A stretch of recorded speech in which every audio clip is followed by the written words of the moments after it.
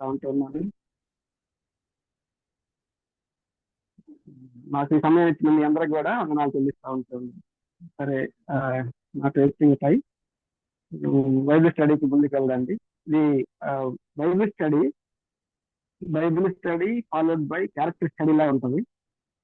ప్రకారంగా ఆ, మనం ముందుకెళ్ళండి. సరే, ఫస్ట్ కూడా సారీ, అపోస్తల కార్యాలు 18వ అధ్యాయము 24వ వచనం నుండి 19వ అధ్యాయము 7వ వచనం వరకు.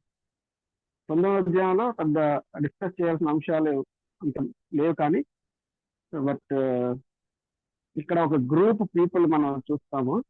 అంటే హు ఫాలోస్ జాన్ పీపుల్, అంటే జాన్ బాప్టిజం ఇచ్చి యోహాను ఫాలో అయ్యే కొంతమంది గ్రూప్ ఈ రెండు ప్యాసేజీల్లో ఒక గ్రూప్ ఉంటారు. ఆ గ్రూప్ కి సంబంధించిన వాళ్ళనే అపోల్లో కూడా కనిపిస్తూ ఉంటాడు అన్నమాట. దాన్ని బేస్ చేసుకొని ఈ రెండు అధ్యాయాలను లింకప్ చేశాను నేను. సో మనం ఉత్తర ప్రత్యుత్తరంగా, లేకపోతే ఒక 2 minutes 18వ అధ్యాయము 24 నుంచి 19వ అధ్యాయము 7వ వచనం వరకు ఒక 2 minutes స్పెండ్ చేసి మనం ఇండివిజువల్ గా చదువుకున్నాం.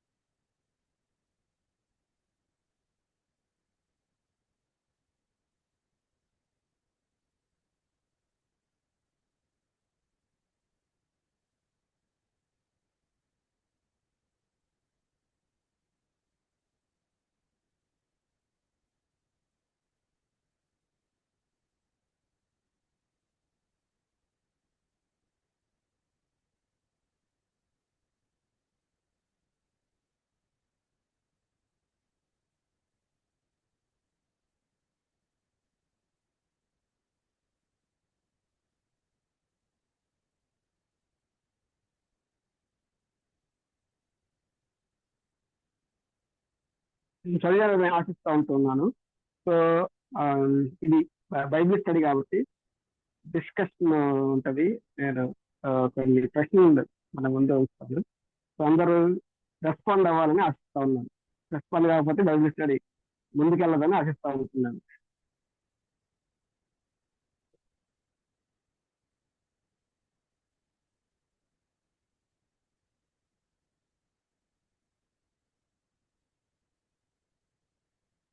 సో మనం ఈ ప్యాసేజ్ లో ఆ, చూసిన రీతిగా ఇక్కడ అపోల్లో గురించి కొన్ని సంగతులు మనం ఈ ప్యాసేజ్ లో చూస్తాము. సో ఆ, అపోల్లో గురించిన కొన్ని థాట్స్, ఆయన ఆయన ఆయన గురించి రాసిన ఆ, కొన్ని ఆ, ఆ, ఆయన గురించి రాసిన కొన్ని అంశాలను మనం షేర్ చేద్దాం. మైక్రోఫోన్ ఆన్ చేసి please share your thoughts about Apollo. ఆయన యూదుడని ఉంది, బ్రదర్. యూదుడన్నా, యూదుడు ఆయన. విద్వాంసుడు బిఫోర్ ద లేఖనముల యందు ప్రవీణుడు అని ఉంది. బిఫోర్ దట్ కొంచెం ఇంట్రొడక్షన్ ఇస్తాను నేను.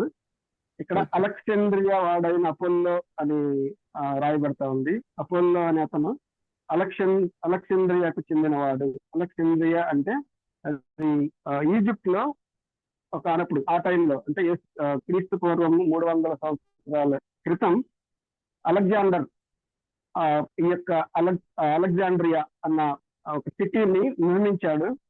ఈ సిటీలోనే ఈ యొక్క మొదటి పాత నిబంధన గ్రంథం, అది ఏమంటారు, ఏదో దాన్ని పేరు పెట్టి పిలుస్తారు కదా, ఇది ఏదో ఉంటుంది. సో ఫస్ట్ గ్రీక్ లోకి ట్రాన్స్లేట్ చేయబడిన ప్రాంతం కూడా అలెక్సాండ్రియా అని. ఇది కోస్టల్ సిటీ. ఇది ఆ టైంలో ఎంతో ప్రఖ్యాతిగాంచిన సిటీ. సో ఇందులో ఏన్షియంట్ అంటే పాత వరల్డ్ ఏమంటారు seven wonders of the world లో ఒకటి అయిన లైట్ హౌస్ అనేది కూడా ఈ అలెగ్జాండ్రియాలో నిర్మించబడింది అప్పుడు. సో ఈ అలెగ్జాండ్రియా అనే ప్రాంతము ఇది కోస్టల్ సిటీ. ఇది వాణిజ్యానికి ఎంతో ప్రాముఖ్యమైన ప్రదేశం ఆ టైంలో. అలెగ్జాండర్ నిర్మించిన సిటీ. సో అందులో ఉన్న యూదుల ఫ్యామిలీ నుండి వచ్చిన వాడు ఈ అపోల్లోస్. ఓకే అన్న. వసంతరావు అన్న, కంటిన్యూ ప్లీజ్. Okay brother. ఇది ఇప్పుడు ప్రస్తుతం ఇది ఉక్రెయిన్ దేశంలో ఉందంట ఇది అలెగ్జాండ్రియా. ఓకే, అది అదే బ్రదర్. ఆయన విద్వాంసుడని ప్రస్తుతం కూడా ఈజిప్ట్ లోనే ఉందండి. Egypt country part. Okay, Alexandria. Okay okay. ఇది విద్వాంసుడు లేఖనముల యందు ప్రవీణుడై ఉండేను అని ఉంది మొదటి వచనాన్ని బట్టి. Thank you.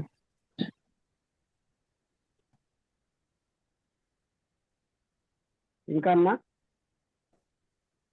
ఇంకా రెస్పాండ్ అవుతారు. ఇంకా 25వ వచనంలో ఒక మాట రాయబడింది ఆయన గురించి. అక్కయ్య పోదలిచినప్పుడు అతన్ని చేర్చుకున్న సహోదరులు ప్రోత్సాహపరచు. అక్కడ శిష్యులు 25వ వచనం 25లో ప్రభు మార్గం విషయమై ఉపదేశం పొంది తన ఆత్మ తీవ్రపడి యోహాను బాప్తిస్మం మాత్రమే తెలుసుకుని వాడై యేసును గుర్చిన సంగతులను వివరముగా బోధించుచు సమాజ మందిరంలో ధైర్యంగా మాట్లాడుటను ఆరంభించను. ఇక్కడ ఆయనకి యేసుక్రీస్తు బాప్తిజం మాత్రమే తెలుసు అన్న మాట ఇక్కడ చూస్తా ఉన్నాము. ఇంకా ఇంకేమైనా ఉన్నాయా?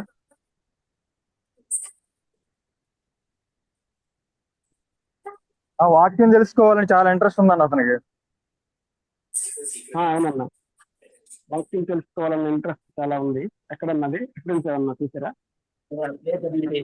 బయట పెట్టేసి అన్నం వండేద్దామా, నేను వాక్యం తినేసి వస్తా. ఇంకోటి ఏంటంటే తమ్ముడు, ఇక్కడ ఈ అపోలోస్ గురించి, హీఈస్ అ పబ్లిక్ స్పీకర్. 26వ వచనంలో he began to speak boldly. తర్వాత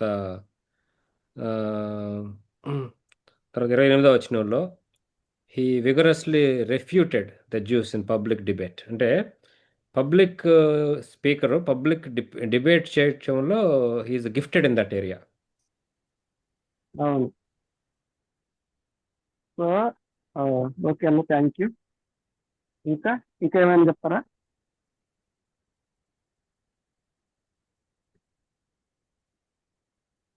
సో మనం ఇంకా కొంచెం ముందుకు వెళ్దామండి.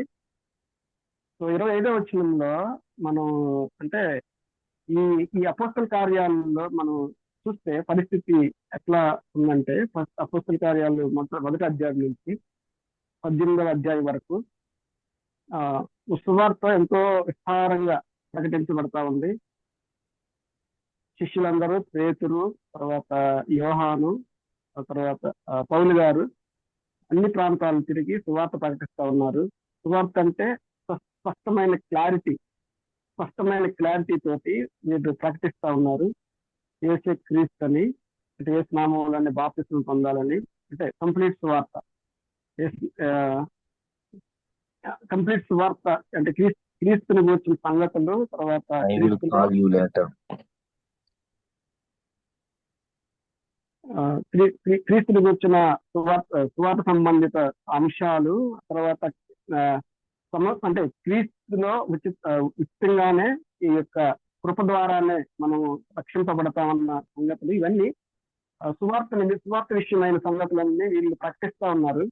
అయితే ఇక్కడ ఈ అపోలోస్ ఇవన్నీ అంటే ఈ వీరి యొక్క సువార్త అంటే అకార్డింగ్ టు గాస్పల్ బాప్తిస్మం ద్వారా తండ్రి కుమార పరిశుద్ధాత్మ నామంలో బాప్తిస్మం పొందితేనే సంపూర్ణమైన రక్షణ అన్న అవగాహనతో వీళ్ళు పరిచర్య జరిగిస్తూ వచ్చారు. అయితే ఈ మనం చూస్తే ఈ అపోలోస్ ఈ విషయం తెలియదు అంటా ఉన్నారు. తర్వాత మనము 24వ వచనము, తర్వాత 19వ అధ్యాయంలో 2వ వచనం, 1-2 వచనాలు మనం కంపేర్ చేస్తే ఇక్కడ ఒక గ్రూప్ ఉన్నట్లు మనకి యూ కెన్ అండర్స్టాండ్. చూడండి అన్న, 19వ వచనంలో, 19వ అధ్యాయం 1-2 వచనాల్లో ఏముంది డిఫరెన్స్ కొంచెం చెప్తారన్నా?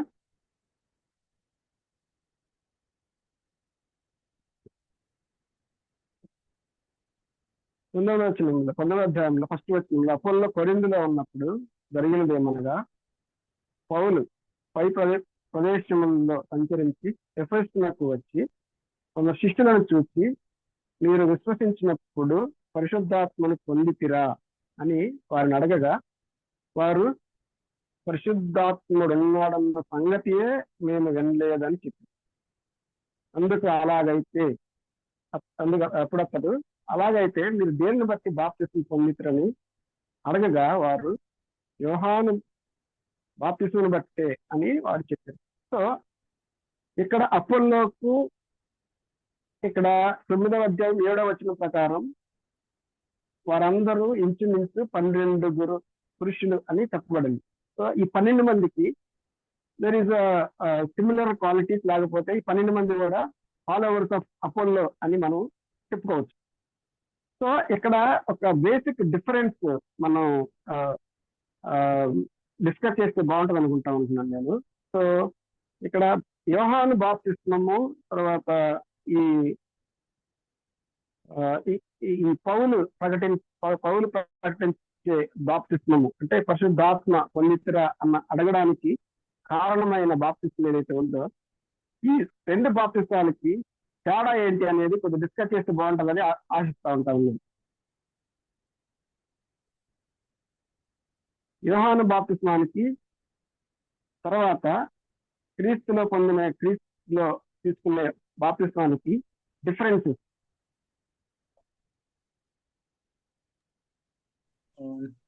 మేబీ ఒక డిఫరెన్స్ చెప్తాను. అంటే యోహాను బాప్తిస్మం వచ్చేసి మారు మనసు నిమిత్తమైనటువంటి బాప్తిస్ము అనేది మనం చూస్తాము. యేసుక్రీస్తు ప్రభు యొక్క బాప్తిస్మం అని అంటే ఆయన యొక్క మరణ పునరుద్ధానంలో మనం పాలిభాగస్థులము అని చెప్పడం కోసం నీళ్ళల్లో మునిగి పైకి రావటం అనేది ఆయన సింబాలిక్ గా మనం ఆయన మరణ పునరుద్ధానంలో భాగస్థులం అని చెప్పడానికి సింబాలిక్ గా తీసుకుంటామన్న. అంటే ఇంకోటి అంతే అన్న ప్రశ్న. ఇంకా అన్న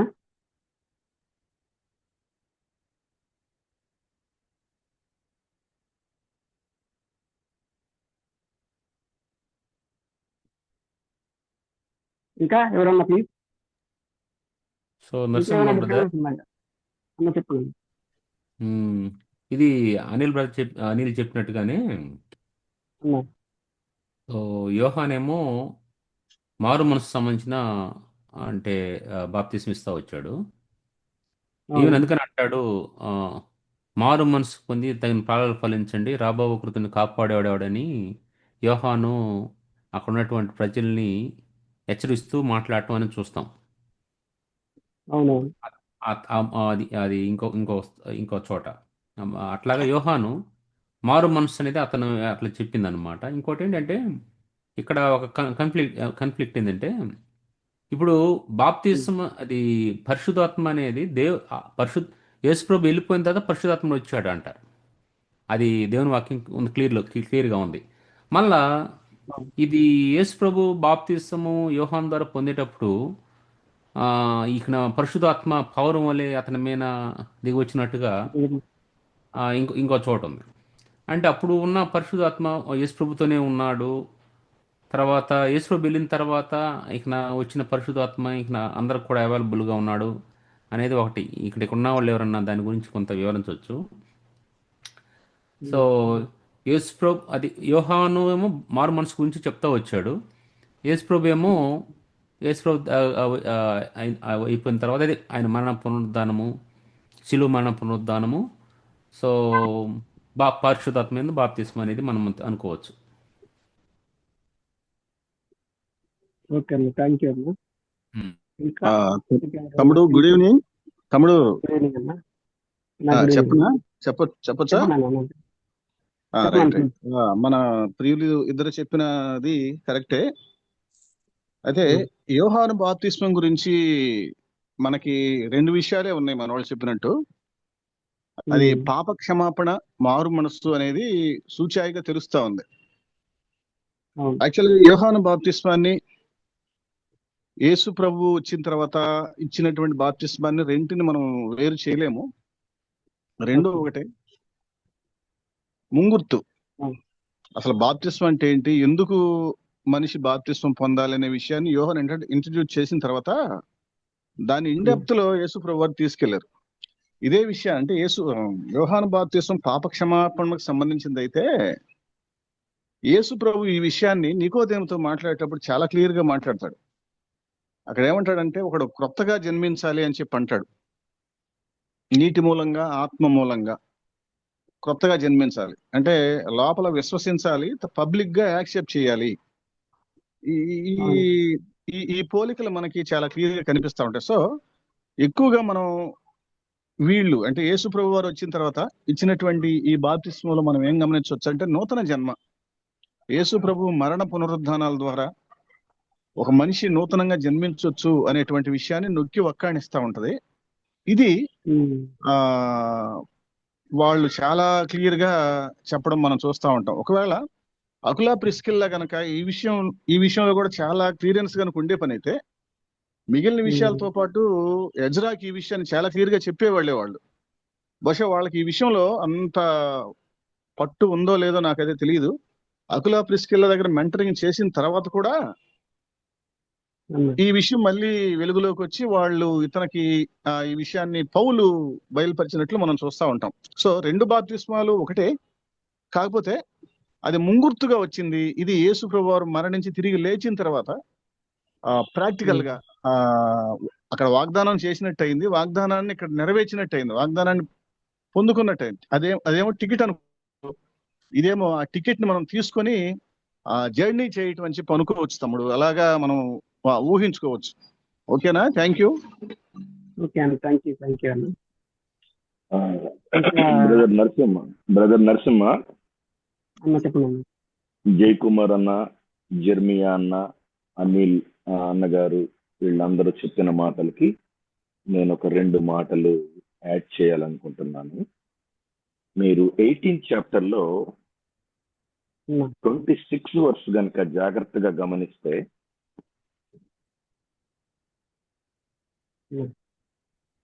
18:26 ప్రిస్కిల్లా, అకుల విని అతనిని చేర్చుకొని దేవుని మార్గము మరి పూర్తిగా అతనికి విషదపరిచిరి అనే విషయం ఉంటుంది. వాస్తవానికి అపోస్తుల కార్యాలు అనేటటువంటి పుస్తకము ద బుక్ ఆఫ్ ట్రాన్సిషన్. అంటే ఇది దేవుని యొక్క సువార్త సత్యము మొదటి అధ్యాయం నుండి పౌలు గారి చేతికి సువార్త వచ్చే వరకు మారుతూ వచ్చింది. అంటే యూదులు పాప క్షమాపణ గురించి ఓల్డ్ టెస్టిమెంట్ లో ఎక్కువగా మాట్లాడుతూ ఉంటారు. థియాలజీ ప్రకారము బాప్తిస్మిచ్చి యోహాను కూడా పాత నిబంధన ప్రవక్తల్లో చివరి వాడిగా మనకు కనబడతాడు. అవునండి. ఈ అపోస్తల కార్యాలయంలో మనం గమనించినప్పుడు సువార్త మారుతూ వచ్చిందంటే క్రొత్త నిబంధన లేఖనాలు లేవు, పాత నిబంధన లేఖనాలు మాత్రమే ఉన్నాయి. యేసుక్రీస్తు ప్రభు వారి యొక్క మరణ పునరుద్ధానం వలన ఎవరు అయితే నమ్ముతారో వారికి నిత్య జీవము అనేటటువంటి స్టేట్మెంట్ అపులాకి అంతకు ముందు ఉన్నటువంటి చాలా మంది యూదులకి సరైనటువంటి అవగాహన లేదు. ఎందుకు నేను అలా చెబుతున్నానంటే ఆ 26వ వచనంలో 25వ వచనంలో ఇతనికి కొన్ని విషయాలు తెలుసు. అది పాత నిబంధన కాలానికి సంబంధించినటువంటి దేవుని మార్గాలలో అన్ని తెలుసు, కానీ క్రొత్త నిబంధన విధానంలో ఒక మనిషికి నిత్య జీవం ఎలా వస్తుంది, ఆ వచ్చినటువంటి నిత్య జీవం మరి ఎన్నటికీ పోకుండా ఉంటది. ఒకసారి ఒక వ్యక్తికి ఆత్మ వస్తే క్రొత్త నిబంధనలో మరి అది ఎన్నటికి పోదు, అది అలాగే ఉంటది. పాత నిబంధనలో దేవుని ఆత్మ వస్తూ పోతూ ఉంటది. మనం సౌల్ జీవితంలో చూడవచ్చు, సంసోన్ జీవితంలో చూడొచ్చు. 51వ కీర్తనలో దావీదు అంటాడు, నా యొద్ద నుండి నీ ఆత్మను తీసివేయకు అని మాట్లాడుతూ ఉంటాడు. రోమిలికి రాసినటువంటి పత్రిక 2వ అధ్యాయంలో పౌలు భక్తుడు 16వ వచనంలో ఒక మాట చెబుతాడు.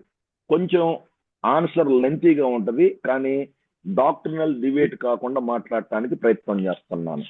2వ అధ్యాయంలో తీర్పులు ఎలా జరుగుతాయో మాట్లాడుతూ 16వ వచనంలోకి వచ్చేసరికి పౌలు చెప్తాడు, నా సువార్త ప్రకారము యేసుక్రీస్తు ద్వారా మనుషుల రహస్యములను విమర్శించు దినమందు ఈలాగు జరుగును.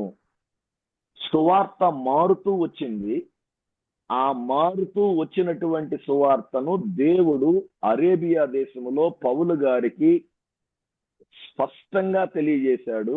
ఆ సువార్త ఏంటంటే 1 కొరింథీ 15:1-4 వచనాల వరకు లేఖనముల ప్రకారము ఆయన మరణించి పాతిపెట్టబడి తిరిగి లేచాడు. ఇది నమ్మిన వాని మీదకు దేవుని ఆత్మ వస్తుంది. ఇది పౌలు గారి యొక్క సువార్త. ఎఫెసీ 1:13 ప్రకారము ఆయన ఎఫెసీలకు రాసిన పత్రికలో మాట్లాడుతూ, మీరును సత్య సువార్తను అనగా రక్షణ సువార్తను విని క్రీస్తు యేసునందు విశ్వాసముంచిన ఎడల మీరు వాగ్దానము చేయబడిన ఆత్మ చేత ముద్రించబడతారు అని ఉంటది. అంటే యేసు ప్రభువుని ఎవరైనా నమ్మిన క్షణంలోనే పరిశుద్ధాత్మ దేవుడు వస్తాడు అనేటటువంటిది ఫైనల్ గాస్పెల్ అన్నమాట. ఇక్కడ ఈ అపోల్లో అనేటటువంటి వ్యక్తికి పాత నిబంధన మీద పట్టు ఉంది, కానీ క్రొత్త నిబంధనల్లో సంఘము, దాని యొక్క ఆవిర్భావము, రక్షణ పొందిన వ్యక్తికి వచ్చేటటువంటి నిత్య జీవము, ఆ నిత్య జీవాన్ని పొందుకున్నటువంటి వ్యక్తికి ప్రభువు ఇచ్చేటటువంటి ఆత్మ విషయాల్లో సరైనటువంటి అవగాహన లేదు. అందుకే అకుల ప్రిస్కిల్లా అనేటటువంటి వారు ఈ కుర్రోడు సబ్జెక్ట్ కలిగి ఉన్నాడు కానీ డాక్టరింగ్ లో డీవియేట్ అయిపోతున్నాడని గమనించి ఇంటికి పిలిచి వివరించారు, బాబు దిస్ ఇస్ గాస్పెల్, ఇది సువార్త, ఇది బాప్తిస్మము, ఇది యేసుక్రీస్తు.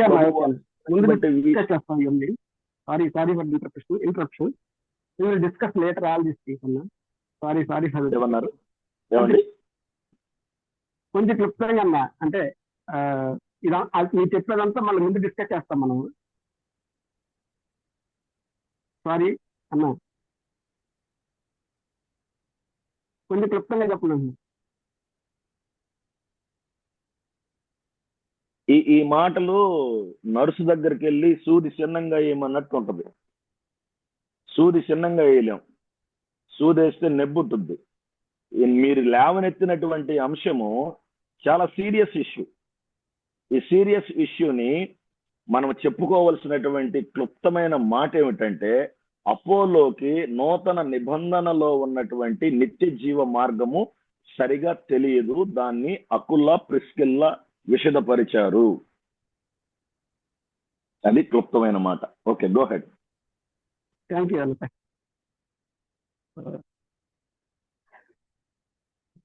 సో ఈ ఆ, రెండు బాప్తిసాల గురించి అన్నాను, చాలా చక్కగా వివరించారు. తర్వాత ఇంకొంచెం ముందుకెళ్దాం. ముందుకెళ్ళే క్రమంలో ఆ ప్రశ్న ఏంటంటే, అపోలో ఈ విధంగా ఉపదేశము 25వ వచనంలో మనం చూస్తే, ప్రభు మార్గం విషయమై ఉపదేశము పొంది తన ఆత్మయందు తీవ్రపడి అన్న వచనము ఇక్కడ స్పష్టంగా ఉంది. అయితే నా నా డౌట్ ఏంటంటే, ఆయనకి క్రీస్తుని వచ్చిన సువార్త క్లియర్ గా తెలియదు. అయితే ఆయనకి ఏ విధంగా ఈ యొక్క ఆ తర్వాత 26th వర్స్ లో కూడా మనం చూస్తే, ఆయన 26th వర్స్ లోనే ఆయన ప్రీచ్ చేస్తా ఉన్నాడు. యేసుని గురించిన సంగతులు వివరంగా చెప్పి బోధించుతూ సమాజ మందిరంలో ధైర్యంగా ఆరంభించు. అంటే ఆయనకి క్రీస్తుని గురించిన సంపూర్ణమైన సువార్త రిలేటెడ్ విషయాలు తెలియనప్పటికీ ఆయన ఎంతో భారంగా ప్రచారం చేస్తా ఉన్నాడు. ఈ భారం ఆయనకి ఎట్లా కలిగింది అనేది నాకు డౌట్, నా ప్రశ్న. ప్రభు మార్గం విషయమై ఉపదేశం పొంది తన ఆత్మీయందు తీవ్రపడి అన్న మాట రాయబడింది. అంటే ఈ మాట అంటే అర్థం ఏంటి? ఆ తర్వాత అది ఆయన ఏ విధంగా పొందుకోగలిగాడు? ఆయన ఎక్కడో ఈజిప్ట్ లో అలెగ్జాండ్రియాలో ఉండే వ్యక్తి. ఈ ఆయనకి క్రీస్తుని గురించి అయితే విన్నా తెలిసిందేమో కానీ కంప్లీట్ సువార్త అవగాహన అయితే లేదు. సో ఈ రెవల్యూషన్ అనేది ఆయనకి ఏ విధంగా వచ్చింది అనేది నాకు నా ప్రశ్న. నరసింహ బ్రదర్, నరసింహ అన్న చెప్పండి. ఇక్కడ యాక్చువల్గా ఇందాక ఫస్ట్ అడిగిన ప్రశ్నకి అతనిలో ఉన్న ఒక్క లక్షణం నేను ఇంకోటి యాడ్ చేద్దాం అనుకుంటున్నాను. ఈ 19th చాప్టర్లో ఇతను పౌలు వచ్చేసి అంటాడు కదా, అప్పుడు అతడు అలాగైతే మీరు దేన్ని బట్టి బాప్తిసం పొందుతున్నాడుగా వారు యోహాను బాప్తిసం బట్టి అని చెప్పారు. అందుకు పౌలు వివరించాడు, యోహాను కూడా యేసుప్రభు గురించి ఇట్లా అన్నాడు కదా అని అంటే, వెంటనే అతను విధే చూపాడు. దానికి ఏదో ఆర్గ్యుమెంట్ చేయకుండా, నాకేది తెలుసు అంత అనుకోకుండా అతను అక్కడ విధే చూపి వెంటనే తను బాప్తిసం పొందినట్టుగా మనం గమనించవచ్చు కదా. అంటే ఈ రోజులు ఎట్లా ఉంటుందంటే, మనకు కొంచెం తెలిసినా కూడా దానికి కొంచెము అంటే వేరే వాళ్ళు వచ్చి ఎవరన్నా మనకు చెప్పినప్పుడు అంటే అది యాక్సెప్ట్ చేయడానికి మనసు ఉండదు త్వరగా. నేను ఇంత చేస్తా ఉన్నాను, ఇప్పుడు మీరు అన్నారు అక్కడ వచనంలో తీవ్రత కలిగి అతను పరిచయం చేస్తా ఉన్నప్పుడు, నాకు ఇంత తెలుసు, ఈ విధంగా చేస్తా ఉన్నాను, మళ్ళీ ఇతను వచ్చేది ఇది చెప్తాడేంటి అన్నట్టు అనుకోకుండా, అతను కొంత ఇది కరెక్టే, ఇది నేను ఇక్కడ మిస్ అయిపోయింది మాకు, కాబట్టి మేము బాప్తిసం తీసుకోవాలని అని ఆలోచన అక్కడ చెప్పినప్పుడు ఆ వెంటనే విధే చూపి అతను బాప్తిసం తీసుకున్నాడు. అంటే తనలో తగ్గించుకునే ఒక లక్షణం ఉందంటాను. నెక్స్ట్ ఇప్పుడు మీరు లేటెస్ట్ అడిగిన క్వశ్చన్ చూస్తే, అక్కడ అతనికి అంత తీవ్రత ఎందుకు ఉందంటే, అది అతనికి అతనికి పడిన బీజం, the influence of the seed. అతనికి వాళ్ళు ఎవరు గైడ్ చేశారో అతన్ని, ఆ చేసిన వాళ్ళు అతనికి అంతా క్లియర్గా తెలియకపోయినా కూడా తెలిసిందే కొంచెం బాగా వాళ్ళు వివరించడం వల్ల దాని యొక్క ఇప్పుడు ఇట్లా చేయటం వల్ల కాన్సిక్వెన్స్ ఏంటి, సో మనం ఈ విధంగా దేవుని గురించి ప్రకటించడం ద్వారా, దేవుని గురించి జీవించడం ద్వారా కాన్సిక్వెన్స్ ఏంటి అని వాళ్ళు వివరించారు. కాబట్టి అది అతనిలో ఒక ఇగ్నైట్ చేసింది అనమాట. ఇగ్నైటెడ్ అంటే అతనిలో అగ్ని రాజేసింది అతనిలో. కాబట్టి అతను తెలిసినంత వరకే నాకేదో మొత్తం బైబిల్ తెలిసినంత నాకు అంత తెలిసిన తర్వాత నేను ప్రకటిస్తాను అనలేదు. సో అతను తెలిసిందే తను ప్రకటించడం స్టార్ట్ చేశాడు అనమాట. మనం కూడా ఏంది మనం రక్షణ పొందిన తర్వాత మనకంతా తెలియదు కదా, కొంత తెలుసు, ఫస్ట్ బేసిక్స్ తెలుసు. ఆ బేసిక్స్ తెలిసే వాటినే మనం కొంత వివరిస్తా వచ్చామని కొంతమందికి ఆశతో. సో పరిశుద్ధాత్మ కార్యం చేస్తాడు. అది అంటే నువ్వు ఇక్కడ నాకు ఎట్లాగా ఆ, అది ఇక్కడ డౌట్ ఎందుకు వస్తుందన్నా, నాకు ఇక్కడ ఈ ఉమ్, 18 అధ్యాయాల్లో ఆ, ఉమ్, చాలా టైం ఉంది. అంటే ఆ, ఈ క్రీస్తు చనిపోయిన తర్వాత ఈ ఉమ్, పీరియడ్ వరకు దాదాపు ఉమ్, కొన్ని సంవత్సరాలు గ్యాప్ ఉండొచ్చు అని అనుకుంటున్నాను. కొన్ని ఒక ఉమ్, 2-3 ఇయర్స్ కానీ 5 ఇయర్స్ కానీ గ్యాప్ ఉండొచ్చు. ఇంత ఉమ్, గ్యాప్ లో ఈ ఈయనకి ఇంత తీవ్రత కలిగి ఉండి కూడా ఈ ఉమ్, సువార్త విషయమైన అవగాహన ఉమ్. లేకపోవడానికి, తర్వాత ఈ రెవల్యూషన్ ఆయనకి రావడానికి మనం అంటే అది ఏ విధంగా వచ్చి ఉండొచ్చు అనేది ఏ యాంగిల్లో మనం అర్థం చేసుకోవచ్చు అనేది నా ప్రశ్న. మీరు చెప్పారు, ఇంకా ఎలాబొరేటెడ్ గా ఇంకేమన్నా మనం చెప్పగలుగుతాం? ఇప్పుడు అది ఒకసారి ఇంకోసారి అడుగుతావు అదే క్వశ్చన్. అంటే సువార్త విస్తారంగా ప్రకటించబడుతుంది, అవును. ప్లేస్ శిష్యులు వెళ్తా ఉన్నారు.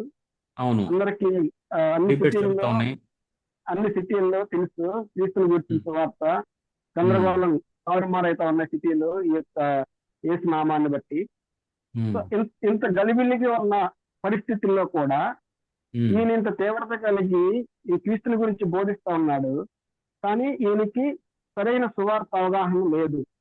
అంటే ఈయన ఏ విధంగా ఆయన ఈ తీవ్రతని ఆయన తెలుసుకున్నాడు అని అని మనం ఎక్స్పెక్ట్ చేయొచ్చు, మనం ఊహించచ్చు అనేది నా ప్రశ్న. అంటే ఇప్పుడు అతనికి సరైన సువార్త అవగాహన లేదంటే ఇప్పుడు 100% ఉందనుకోండి. ఒక ఎగ్జాంపుల్. ఇప్పుడు మీట్ అయిందన్న 50% ఉన్నా కూడా ఏమంటాము, అతనికి మొత్తం అవగాహన లేదని అంటాం కదా. అవును, ఇప్పుడు 70 ఉన్నా కూడా మొత్తం అవగాహన లేదంటాం కదా.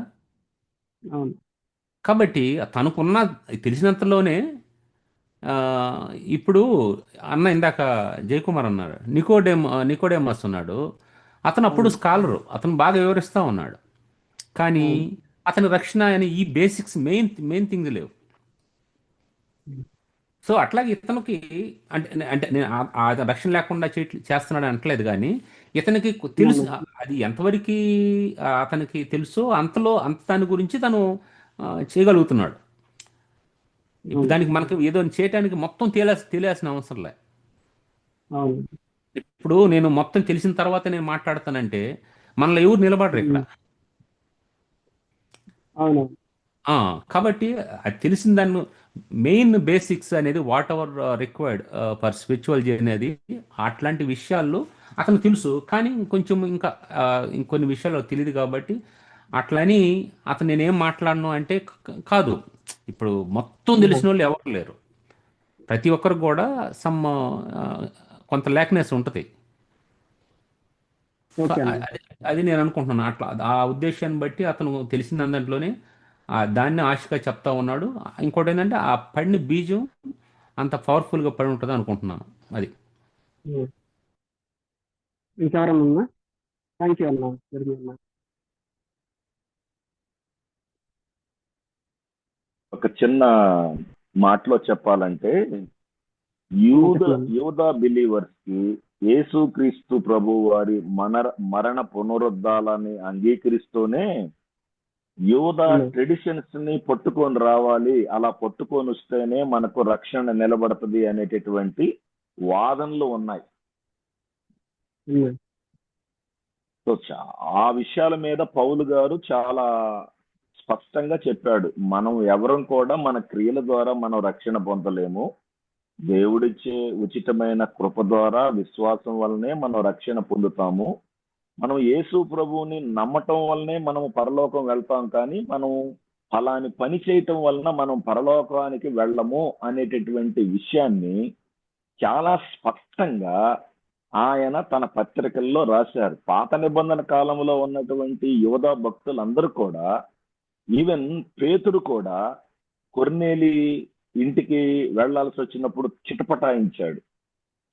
అంటే వాళ్ళకి చాలా విషయాల్లో పాత నిబంధనకు సంబంధించిన నీడ, పాత నిబంధనకు సంబంధించిన పద్ధతులు నూతన నిబంధనలో క్రైస్తవ్యం మీద ఇన్ఫ్లుయెన్స్ చేయటం మొదలుపెట్టింది. నేను మీకు స్పష్టంగా ఒక మాట తెలియజేస్తాను. పేతురు రాసినటువంటి 2వ పత్రిక 3వ అధ్యాయము 16వ వచనంలో పౌలు గురించి, పౌలు యొక్క ఆ నూతన నిబంధనలో దేవుడు తనకు వెల్లడి చేసినటువంటి విషయాల గురించి పేతురు గారు చాలా క్లారిటీగా ఒక విషయాన్ని చెబుతాడు. అపోలో అనే అతనికి ఎంత తెలుసు, లేకపోతే పాత నిబంధనలో ఉన్నటువంటి వ్యక్తులకు ఎంత తెలుసు, పౌలు చెప్పేదే ఎందుకు కరెక్టు, పౌలు ఏం చెబుతున్నాడు అనే విషయాన్ని ధృవీకరించుకోవటానికి 2వ పేతురు రాసిన పత్రిక 3వ అధ్యాయము 15, 16 నేను చదువుతాను. చూడండి, ఈ విషయాలు గనక మనకు అర్థం అయితే మనము మాట్లాడుకునేటటువంటి అపోలోకి ఎంత తెలుసు, ఏం తెలుసు అనే విషయం మనకు ఒక అవగాహనకు వస్తుంది. కొంచెం దయచేసి వినండి.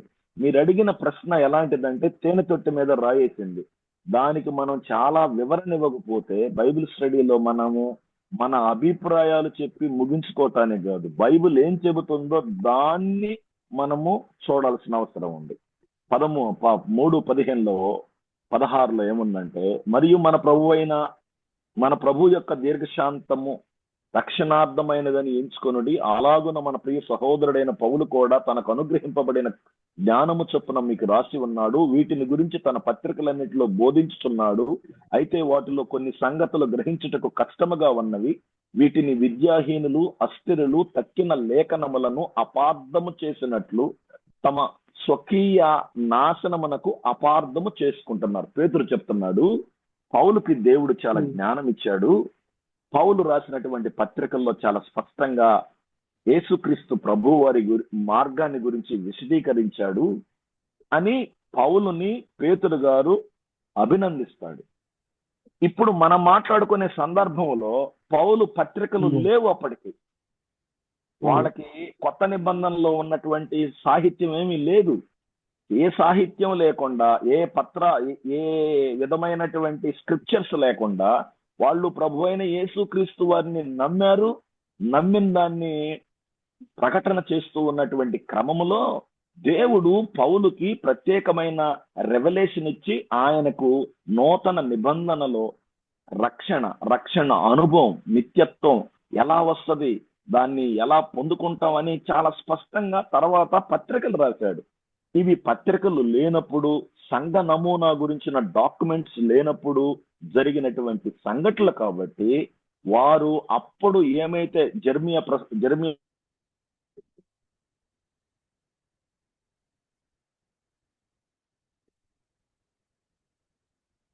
మీట్ అయిందన్న వాయిస్ వినపట్లేదు మీరు.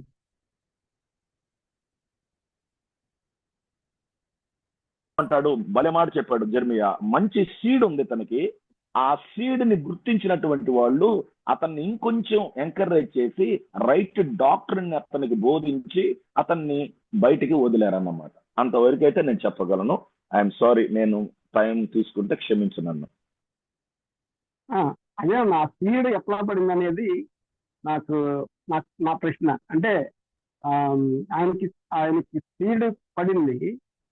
సో ఆయన తీవ్రత కలిగి ఆత్మయందు తీవ్రపడి ఉపదేశం పొందిన వాడే ఉన్నాడు. సో ఆ బీజము ఏ విధంగా పడి ఉండొచ్చు అనేది నా ప్రశ్న అన్న. నా ప్రశ్నకి జవాబు క్లారిటీ రాలేదు నాకు. అవి ఎక్కడ స్క్రిప్చర్ లో మనకి లేవు. స్క్రిప్చర్ లో లేనటువంటి విషయాల గురించి మనము ఎవాల్యుయేషన్ చేస్తే తప్పుడు అప్లికేషన్కి వెళ్ళిపోద్ది. ఓకే అన్న, ఓకే. అంటే నేను అనుకునేది ఏంటంటే, మాట్లాడక మాట్లాడండి. అతని లేఖనంలో మెస్సయ్య వస్తాడనేది అతనికి తెలుసు కదా. అతను లేఖనంలో అతను చదివాడు మొత్తం. ఆయన వస్తే ఏం జరుగుతుంది, రక్షకుడు కదా అతను. ఆ రక్షకుడు గురించి ఇప్పుడు అక్కడ ఆ యెరూషలేము ప్రాంతంలో జరుగుతున్న పరిచయం చూసి యేసయ్యను గురించి తెలుసుకుంటానికి వచ్చాడని కూడా అనుకుంటుంది. అవునవును. సో ఆయన లేఖనాల లేఖనాలు ఎందు పట్టుగలిగి ఉన్నాడు కాబట్టి ఆ, ఆయన ఈ ఆయన మెస్సేజ్ అని ఈయన గ్రహించి మేబీ ఇంకో ఒపీనియన్ ఏంటంటే ఆ, యోహాను ప్రకటించిన ఆ, ఏదైతే మారు మనసు నిమిత్తమైన సువార్త ఉన్నదో మేబీ ఆయన ఫాలోవర్ ఆఫ్ యోహాను అయి ఉండొచ్చేమో. తర్వాత ఆ, ఆ, యోహాను ద్వారా ఈయన క్రీస్తు మెస్సీ అని గ్రహించి ఆయన శిక్షిత ప్రకారం లేఖనాల ప్రకారం ఈయన క్రీస్తు అని గ్రహించి సువార్త నిమిత్తమైన సరైన అవగాహన లేకపోయినప్పటికీ ఆ మెస్సై గూర్చిన సువార్తను తీవ్రత కలిగి ప్రకటిస్తూ ఉన్నాడేమో అన్న భావన అర్థం చేసుకోవచ్చు అని నేను అంటే అలా కూడా అనుకోవచ్చేమో అని ఆ, ఈ బ్రదర్ అన్న దాన్ని బట్టి ఇంకేమైనా థాట్స్ ఉన్నా? బ్రదర్, అపోస్తల కార్యములు 1 నుండి 7 అధ్యాయాల వరకు యెరూషలేములో యూదుల మధ్య యూదుల చేత పరిచర్య జరిగింది. అవును కానీ ఇతను ఈజిప్ట్ లో ఉన్నటువంటి వ్యక్తి. అవును కానీ వీళ్ళకి పాత నిబంధనలో ఉన్నటువంటి మెస్సయ్య గురించినటువంటి ప్రాథమిక అవగాహన వారికి అర్థమైంది. పూర్తిగా వారికి అర్థం కాలేదు. ఆయనకు అర్థమైనంత వరకు ఆయన నమ్మాడు, నమ్మిన దాన్ని చెప్తున్నాడు. చెప్పేటప్పుడు బాబు దీనికంటే ఇంకా లోతైన అనుభవాలు ఉన్నాయి, వాటిని నేర్చుకో అని చెప్పి అకుల ప్రిస్కిల్లా తీసుకెళ్లారు, నేర్పించారు. ఆయన్ని గొప్ప సిద్ధాంతపరమైనటువంటి నాయకుడిగా తయారు చేశారు. అవును. సో మనం ముందుకెళ్దాం కొంచెం. థ్యాంక్ యూ అన్నారు వీకంట్ అన్న. నరసింహ ఇక్కడ ఆగు కొంచెం. అన్న చెప్పండి అన్న. ఇంకొక థాట్ చెప్దాం అనుకుంటున్నాను. ఇప్పుడు అన్న ఈ ప్లీజ్. రజని ఫైనల్ గా చెప్పింది కరెక్ట్ అన్నమాట. ఇంకా ఎగ్జాక్ట్లీ నేను ఇప్పుడు బైబిల్ కాలేజీలో అది హైదరాబాద్ లో ఉన్నప్పుడు ఒక అతను బైబిల్ కాలేజీ నుంచి వచ్చాడు. వస్తే అతను మధ్యలో ఆఫ్ చేసి వచ్చాడు అనమాట. ఏమైంది అని అంటే తను ఈ హెరాయిన్ మందు తీసుకోవటం, మత్తు పదార్థాలు తీసుకోవటం వల్ల ఒక ఫిజికల్గా కొంత చాలా డిస్టర్బ్ అయిపోయి, ఒక పాస్టర్ కొడుకు అనమాట, డిస్టర్బ్ అయిపోయి తను అసలు సరి చూడలేని పరిస్థితి, సరిగా నడవలేని పరిస్థితి, ఇట్లాంటి పరిస్థితులు వచ్చాడు. అంటే అతను నేను ఎట్లా చెప్తున్నా అంటే అక్కడ అతను నాలెడ్జ్, బైబిల్ సంబంధించిన నాలెడ్జ్ అనేది అతనికి వచ్చింది. కానీ బైబిల్ కాలేజీలో ఈ విధంగా ఉంటుంది, సబ్జెక్ట్ ఇట్లా ఉంటాయి, ఇవి ఉంటాయి అని తెలుసుకుంటారు. కానీ అక్కడ రక్షణ అనేది లేకపోతే దానివల్ల ఉపయోగం లేదు. రక్షణ అనేది లేకపోతే అతను అక్కడ వాళ్ళు రక్షణ పొందలేదు. అక్కడ ఏంటంటే రక్షణ లేకుండానే వాళ్ళు వెళ్ళిపోయేది ఒక స్టడీ లాగా, అకాడమిక్ స్టడీస్ లాగా పోయి చదువుకొని అక్కడ ఇవి స్మోకింగ్ కానీ, నెక్స్ట్ మందు తీసుకోవటం కానీ, లేకపోతే హెరాయిన్ తీసుకోవటం కానీ, ఇది నేను చెప్పిన 98 స్టోరీ 98 to 97 స్టోరీ చెప్తాను నేను. సో అట్లాగా ఉండే పరిస్థితులు చాలా ఉన్నాయి. అయితే ఇప్పుడు ఇతను అంటే నాలెడ్జ్ సంపాదించుకున్నాడు. ఇంక తర్వాత వాళ్ళు చెప్పినప్పుడు, కొంతమంది తెలిసిన వాళ్ళు చెప్పినప్పుడు వాళ్ళు వెంటనే అంగీకరించాడు. అతనికి ముందు ఆ బైబిల్ గురించి నాలెడ్జి ఇట్లా కొంతవరకు ఉంది. సో ఇది చెప్పినప్పుడు అర్థం చేసుకున్నాడు. మళ్ళీ అపోస్తలుడైన పౌలు వచ్చేసి బాప్తిసం గురించి మాట్లాడినప్పుడు దాన్ని కూడా అంగీకరించాడు. ఎందుకంటే తనకి తెలియదు కాబట్టి తెలుసుకున్నాడు, అంగీకరించాడు. ఇప్పుడు మనందరికి కూడా చాలా అన్ని విషయాలు తెలియకపోవచ్చు. మనకు తెలిసినప్పుడు అంగీకరించడం అనేది దట్ ఈస్ గుడ్ క్యారెక్టర్ అన్నమాట. అనవసరంగా దాని గురించి ఆర్గ్యుమెంట్ చేసుకునే దానికంటే యాక్టర్. ఇప్పుడు రజనీ చెప్పిన దాంట్లో కూడా క్లుప్తంగా చెప్పేశాడు. వచ్చాడు, నా ప్రిస్కెళ్ళ వాళ్ళు చేసిన వాళ్ళు చెప్పారు, పౌలు చేసిన పౌలు చెప్పాడు, విన్నాడు. సో ఇంకా తీవ్రంగా చేస్తున్నాడు. అంతకుముందు తీవ్రంగా అంటే ఇంకా తీవ్రంగా చేస్తున్నాడు. ఇంకా కొంచెం తెలిసింది కదా. సో అట్లా అన్నమాట. ఓకే. సో వీళ్ళు ఫర్దర్ అన్నా ఇంకెవరన్నా యాడ్ చేస్తారన్నా ప్లీజ్?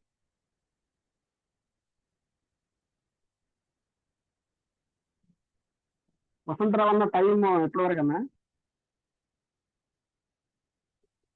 స్లోగా వెళ్తున్నట్టు ఉంది కొంచెం. తమ్ముడు యాక్చువల్గా అయితే టైం అయిపోయింది. మేబీ ఇంకొక 10-15 మినిట్స్లో క్లోజ్ చేసే. సరే. సో ఆ, నా దగ్గర ఒక ప్రశ్న, వెరీ సింపుల్ ప్రశ్నే, కాకపోతే ఎంత లోతయింది. చేర్చుకోవడం అంటే ఏంటి? చేర్చుకోవడానికి ఆటంకాలు ఏంటి? మనం చూసాము ఇక్కడ అకుల్లా ప్రిస్కిల్లా ఆ, ఈ అపోలోని చేర్చుకున్నారు. సో చేర్చుకోవడం అంటే ఏంటి? చేర్చుకోవడానికి వచ్చే ఆటంకాలు ఏంటి? చేర్చుకోవడం ద్వారా వచ్చే ఫలితాలు ఎలా ఉంటాయి? దీని గురించి కొద్దిగా క్లుప్తంగా డిస్కస్ చేస్తే బాగుంటుంది. మా ప్రశ్న ఏంటి? చేర్చుకోవటానిక ఏముంది, మన ఈజీఎఫ్ లో మనం ఏ విధంగా అయితే గ్రాడ్యుయేట్స్ ఓపెన్ హోమ్ గా పెట్టుకుంటారో అదే చేర్చుకోవటం, డోర్లు తెరవటం.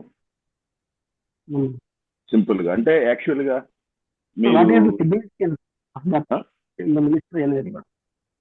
ఏమండి అదే దాన్ని చేర్చుకోవడం వల్ల మనకి ఆటంకాలు ఏంటి, తర్వాత సిగ్నిఫికెంట్ ఫలితాలు ఏంటి అనేది కూడా కంటెంట్ 3 క్వశ్చన్లు ఉన్నాయి. ఓకే ఓకే, ప్రశ్న నాకు అర్థం కాలేదు. సారీ, అదే చేర్చుకోవటం మనం తమ్ముడు ఎక్స్క్యూజ్ మీ అన్నా చెప్పండి జయకుమార్. తమ్ముడు యాక్చువల్ గా మీరు బాగా అంటే మంచి ప్రశ్నలే తయారు చేసావు. యాక్చువల్ గా మీరు తయారు చేసిన క్వశ్చన్ కి ఈ బైబిల్ స్టడీ సరిపోదు. ఈ టైం చాలదు. మీరు తయారు చేసిన ప్రశ్నలకి క్వశ్చన్స్ యాక్చువల్ గా ఓపెన్ ఎండెడ్, క్లోజ్ ఎండెడ్ ఉంటాయి.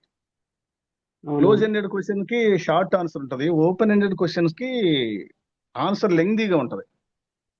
మీరు అడిగినటువంటి ప్రశ్నలన్నీ కూడా ఓపెన్ ఎండెడ్ క్వశ్చన్స్.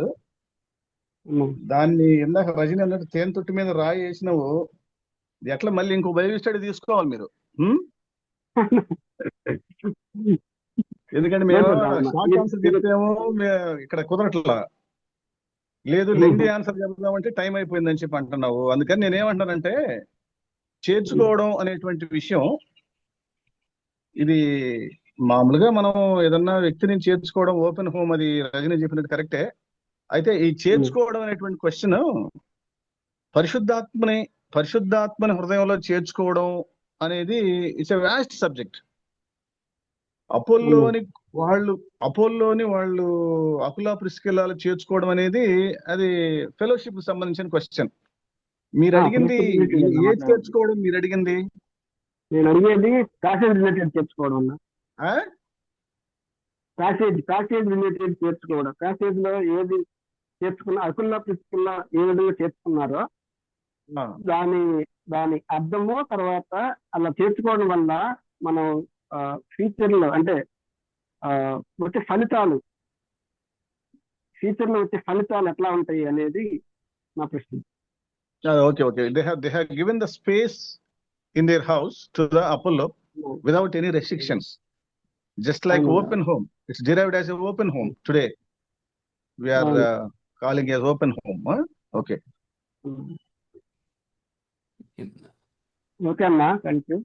నరసింహ, అన్న చెప్పండి. ఇప్పుడు మీరు అకుల ప్రిస్కిల్లా అతన్ని ఎట్లా చేర్చుకోవటంలో ఉన్న యూజ్ ఏంటి అంటారు కదా. అవును. వీళ్ళు అకుల ప్రిస్కిల్లా అతన్ని చేర్చుకోవటంలో మొట్టమొదటిగా ఏంటంటే ఎవరైతే చేరుతున్నాడో ఆ వ్యక్తి ఎటువంటి వ్యక్తి, ఎందుకంటే ఎవరినంటే వాళ్ళు చేర్చుకోవటం కూడా మంచిది కాదు ఫస్ట్. అవును, చేర్చుకోవడం వల్ల వచ్చే ఆటంకాలు కూడా ఉంటాయి. ఇప్పుడు దినాల్లో అయితే ఇంకా ఎక్కువ ఆలోచించాలి. అప్పట్లో కొన్ని 365 భయాలు ఉండేయంట, ఇప్పుడు ఇంకా ఎక్కువ అయిపోయింది భయాలు. కాబట్టి సో అతని ఏజ్ ఏంటి, అతను బ్యాచులరా, సో ఇవి కూడా చూడాలి. ఇంకొకటి, అతను క్యారెక్టర్ మంచిదని తెలిసినప్పుడు అతను చేర్చుకునే విధానం ఒకటి ఉంటుంది. అతను ప్రభుని అదే అంటే అది ఓపెన్ హోమ్ అయినటువంటి మనకు ఒక యూత్ తీసుకున్నా కూడా అప్పుడు చేర్చుకునే విధానం వేరు ఉంటుంది. సో ఇవి కొంచెం అంటే అన్నట్టుగా అది కొంత చాలా డిస్కస్ చేయాల్సి వస్తుంది అనమాట. ఎటువంటి వ్యక్తి ఉన్నాడు అతన్ని చేర్చుకోవటంలో ఇప్పుడు చిన్న మనకి యూత్గా ఉన్నప్పుడు చేర్చుకునే కుటుంబాలు వేరు. ఇప్పుడు అతను పెద్ద ప్రవీణ్గా ఉన్నాడు, చాలా ఇట్లా ఉన్నాడంటే అతను మ్యారీడ్ అనేది మెన్షన్ చేయలేదు ఇక్కడ. సో బ్యాచులర్గా ఉన్నాడు అని కూడా తెలియదు. అక్కడ అతని పేరు ఒకటే ఉంది. అతను చేర్చుకోవటంలో కొంచెం దాన్ని ఆలోచించాలి. అది అతను కరెక్ట్ అయిన వ్యక్తి అంటే చేర్చుకోవచ్చు. అట్లా కాకుండా తను చేరటం ద్వారా ఫ్యామిలీలో కొంత ఇది ఇబ్బందికరంగా ఉండే పరిస్థితులు కూడా వచ్చే అవకాశాలు ఉంటాయి ఇప్పుడు దినాల్లో. మనం చేసుకోవచ్చు. అది అది అది God has to lead, Holy Spirit has to give that conviction అన్నమాట. ఇది కొంత అది మాట్లాడటం అనేది చాలా ఎక్కువ ఉండాలి దానికి. థ్యాంక్ యూ అన్న. భార్య భర్తలు ఇద్దరు మాట్లాడుకొని ఏకమయ్యి ఆ వ్యక్తిని ఇంటికి ఆహ్వానించారు. అవును, అక్కడ రాయబడిన మాట ఏంటంటే హస్బెండ్ అండ్ వైఫ్ పేరు మెన్షన్ చేసి వాళ్ళిద్దరు కలిసి అతన్ని చేర్చుకున్నారని రాస్తుంది.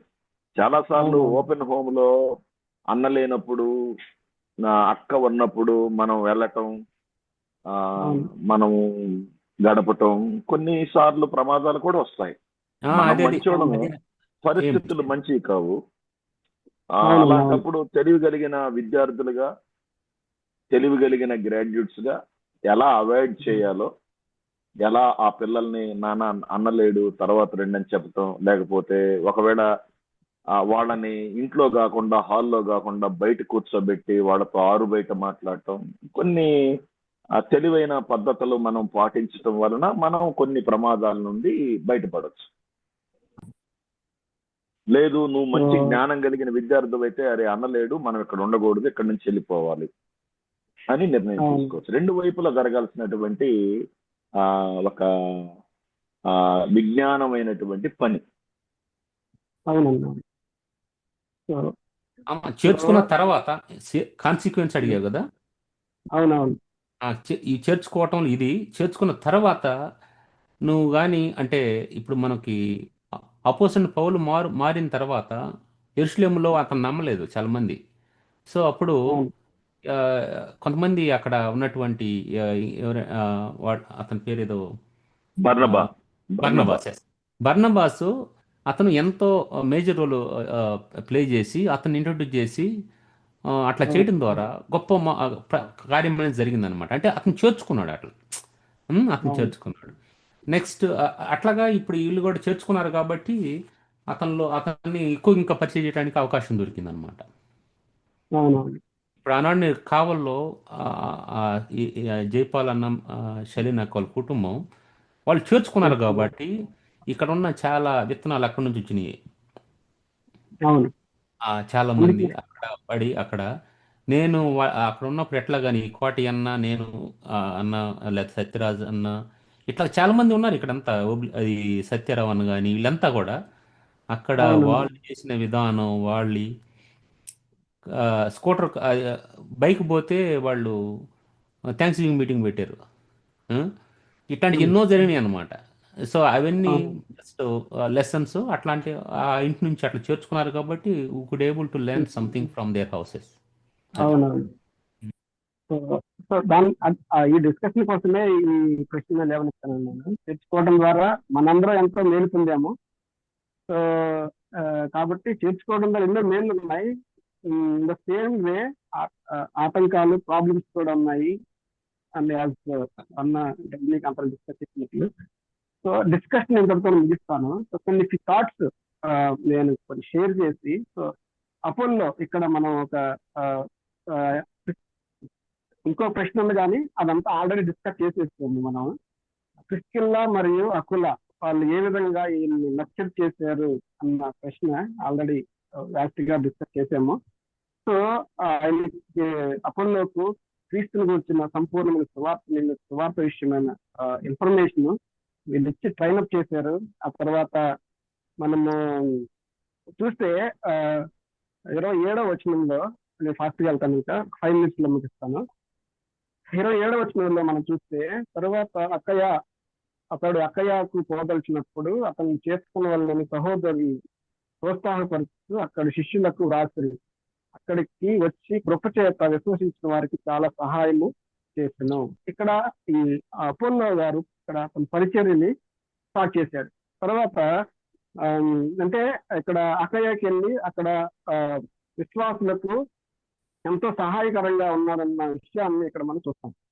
ఆ తర్వాత ఆయన ఎంత పరిచయం చేశాడు అన్న విషయాన్ని కూడా కొన్ని విషయాలు మనం జ్ఞాపకం చూసాలి. పార్ట్ ఆఫ్ క్యారెక్టర్స్ మనం చూస్తే 1 కొరింథియన్స్ లో మనం చూస్తే 1:12 1 కొరింథియన్స్ 1:12 మనం చూస్తే ఇక్కడ ఒక వివాదం ఏర్పడుతుంది. ఆ వివాదంలో ఆయన 1:12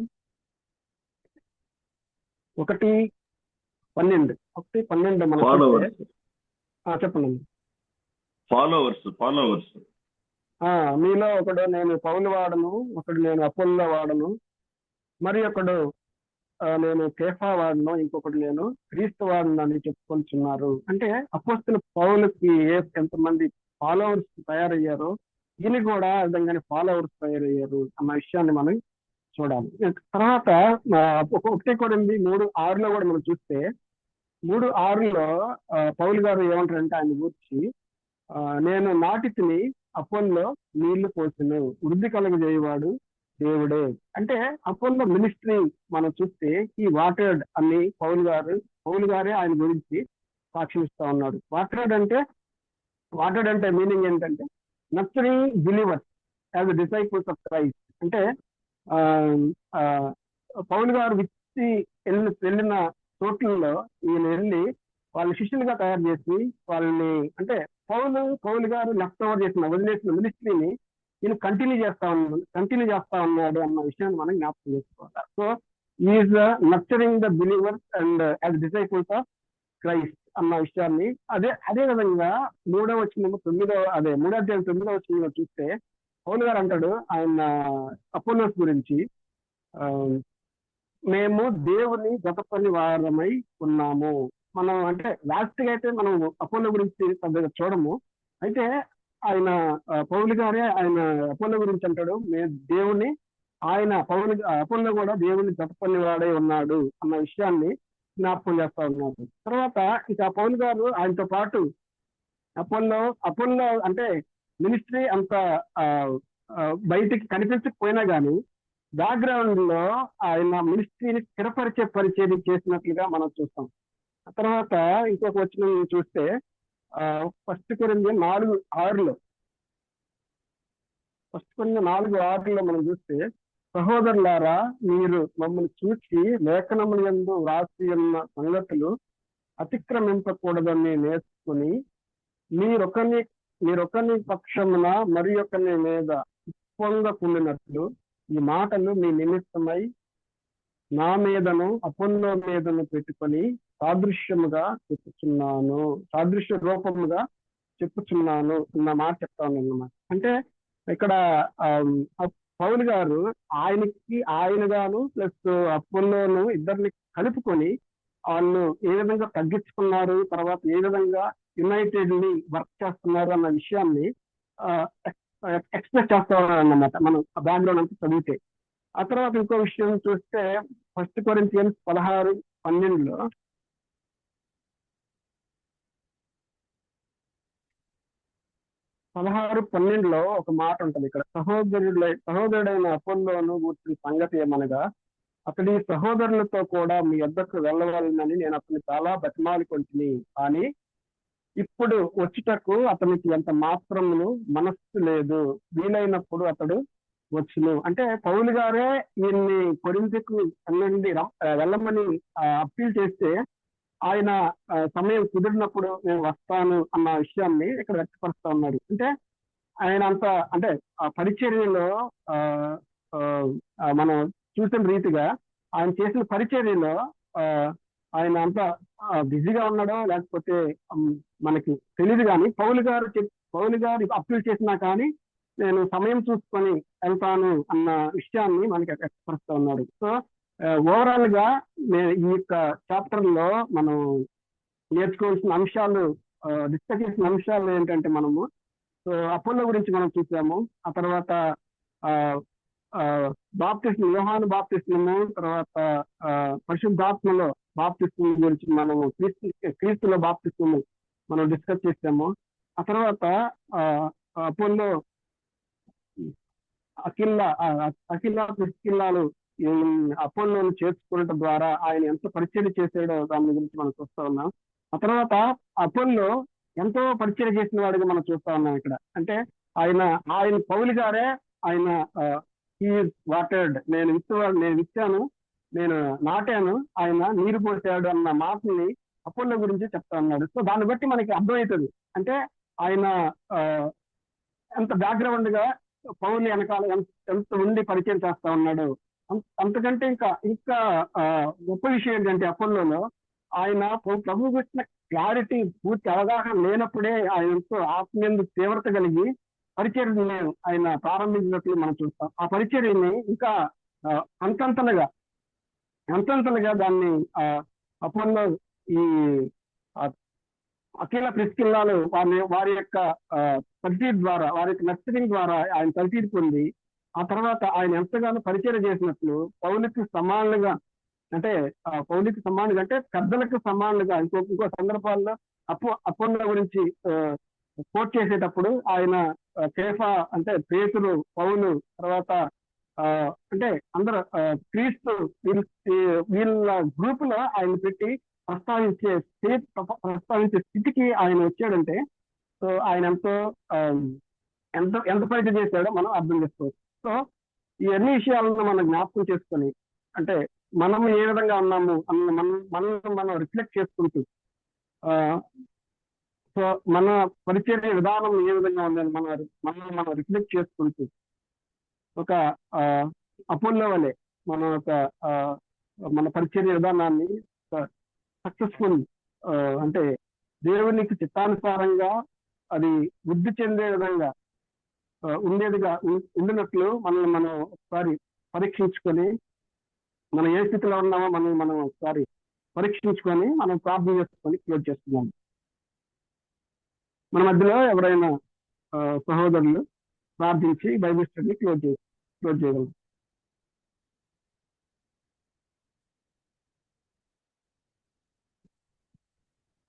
thank you so much Narasimha brother. Prayer చేయండి. ఎవరైనా ప్రేరేపించబడిన వాళ్ళు ప్రయత్నం.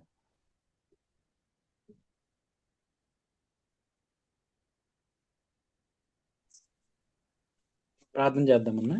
పరిశుద్ధుడా, నమ్మదగిన తండ్రి, జీవాధిపతి, మీ యొక్క వాక్య లేఖన సత్యాలను బట్టి స్తుతిస్తా ఉన్నాం. మీరెంతైనా నమ్మదగిన దేవుడు. కుటుంబంగా మమ్మల్ని ఇక్కడ చేర్చి నరసింహుల ద్వారా మీరు మాతో మాట్లాడుతూ వచ్చిన, మా డిస్కషన్స్ ద్వారా వెలుగులోని తీసుకొచ్చిన కొన్ని సత్యాలను బట్టి స్తుతిస్తా ఉన్నాం.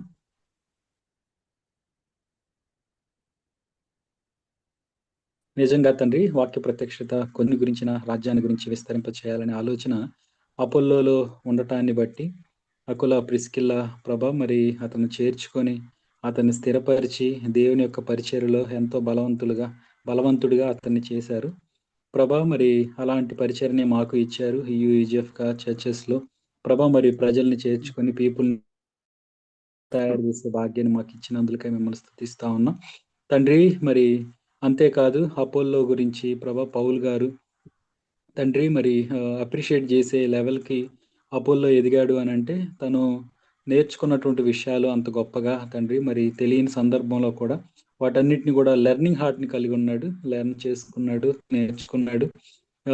నేర్చుకున్న దాన్ని ప్రభా మరి ప్రాక్టికల్గా ప్రజలకు విశదీకరించి ప్రభు యొక్క రాజ్యాన్ని విస్తరింప చేసిన వాడిగా అపోల్లో ఉన్నారు. ఆయన మాకు కూడా ఒక మంచి మాదిరికరమైన జీవితాన్ని చూపించారు తండ్రి. మరి అందును బట్టి మీకు వందనాలు. ఇలాంటి సత్యాల్ని మాకు తీసుకొని వచ్చినందుకు మిమ్మల్ని స్తుతిస్తా ఉన్నాం. చాలా మందిని మేము కూడా చేర్చుకోవాలి, కానీ మెచ్యూర్డ్ మైండ్ కలిగి మరి డిజైన్మెంట్ కలిగి మేము పీపుల్ని చేర్చుకోవడానికి, తద్వారా దేవుని యొక్క రాజ్య విస్తరణ ఎంతో క్వాంటిటీగా మేము చాలా సందర్భాలు ఆలోచిస్తాం, కానీ మరి క్వాలిటీని మిస్ చేయకుండా ఎక్కడా కూడా క్వాలిటీగా మెయింటైన్ చేస్తూ మరి స్టూడెంట్స్ని, మా చర్చ్ మెంబర్స్ని మరి నర్చర్ చేసే విధానాన్ని మేము మరి మా యొక్క భవిష్యత్తు పరిచర్య ప్రణాళికల్లో ఉండినట్లుగా సహాయం చేయమని, నరసింహనని అన్న కుటుంబాన్ని మీరు దీవించి ఆశీర్వదించమని మరి పార్టిసిపేట్ చేసిన ప్రతి ఒక్కరిని బట్టి స్తుతిస్తూ యేసు ప్రభు నామంలో ప్రార్థించి వేడుకొంచున్నాం తండ్రి. ఆమేన్.